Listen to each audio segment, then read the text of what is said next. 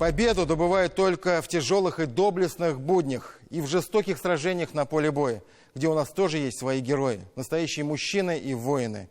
В субботу мы простились с нашим коллегой, известным журналистом Александром Комаровым.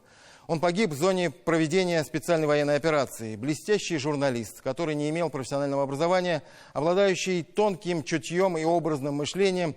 Для очень многих людей он прежде всего запомнился человеком с большим сердцем. Александр начал карьеру корреспондентом на телеканале НТР, затем был ведущим новостей, возглавлял отдел производства программ. Последние годы он занимался поисковой работой и пропускал все через себя.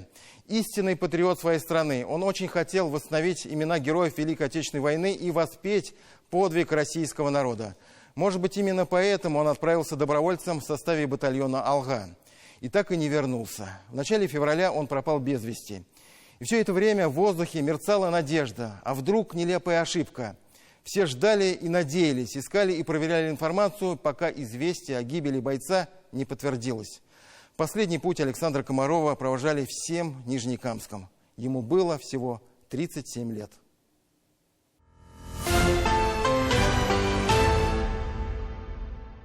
Новости на телеканале НТР. В студии Александр Комаров. Здравствуйте. Не вспоминают о нем и в милиции. Никакого дела там заводить не стали, а просто выписали отказной материал. Этот цикл программ посвящен тем людям, кто возвращает солдат с той страшной войны.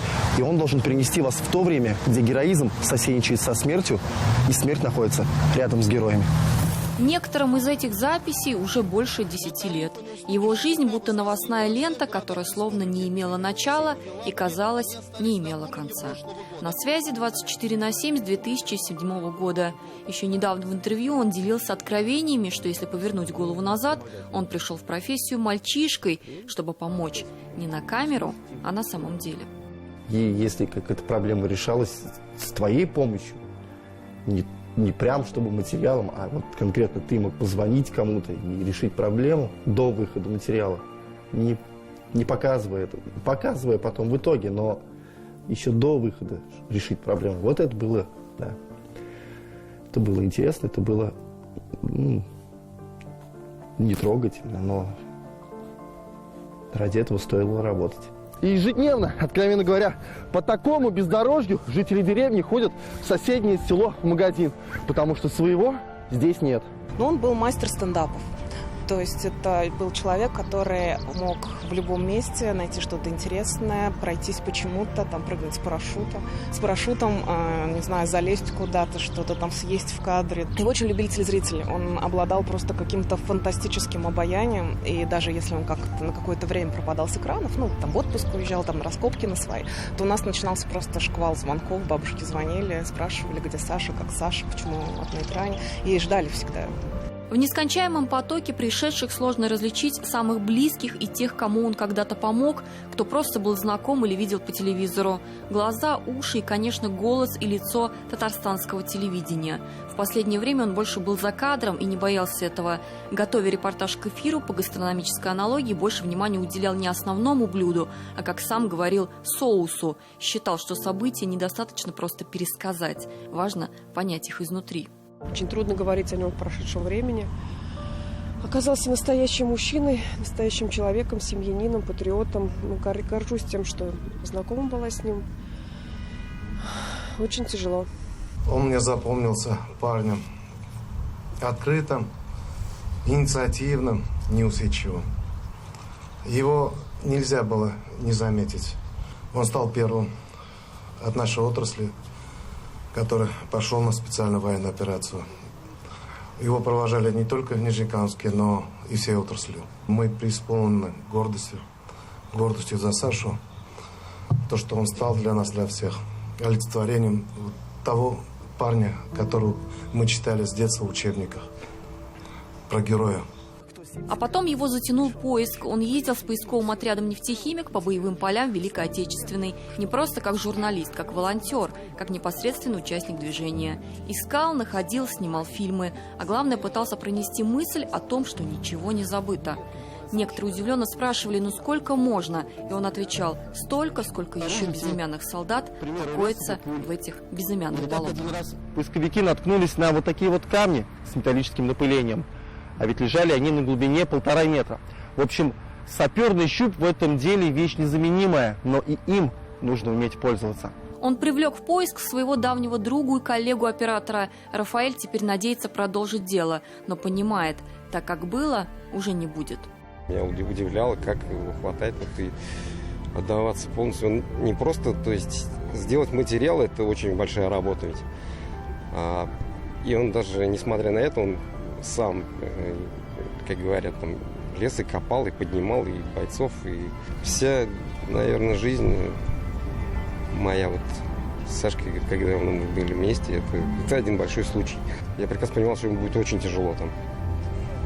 Но отговорить его было невозможно. Может, именно поэтому он решил стать добровольцем и отправился в зону СВО. Ему сказали ждать, но он настаивал. Решение было не спонтанным, скорее осознанным и прожитым внутри себя. В голове всегда были мысли, что там что-то происходит, и как-то внести свой вклад для победы. Ну и вот, собственно, когда была объявлена мобилизация, вот тогда уже, наверное, в голове такая мысль проскочила, что вот тот момент, когда страна действительно просит народ, что нужно помочь. Я пошел в военкомат. Он понял, что все, что ему надо из бытовых нужд, все это есть у него, как у поисковика. Шутил. Главное захватить волю и смелость. Сказал, что не боится. Добавил, что это нетрудно. Самое сложное будет смотреть на фотографию жены и дочери. Ребенок дал там мягкую игрушку. Есть фотография жены с ребенком. Всегда в кошельке. Вот.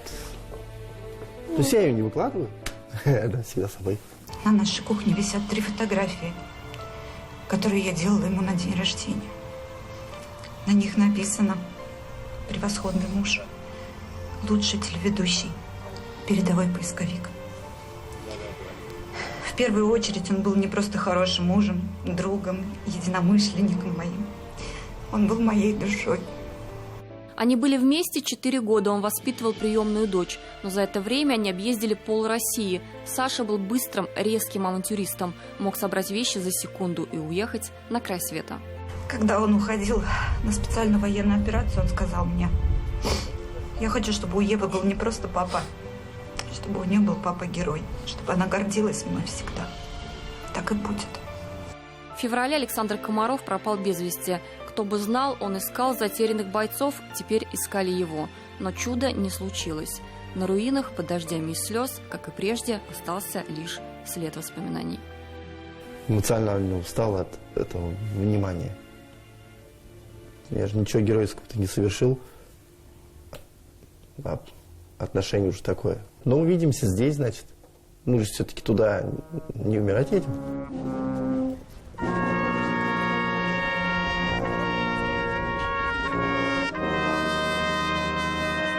Диляра Юсупова, Роман Безменов, 7 дней.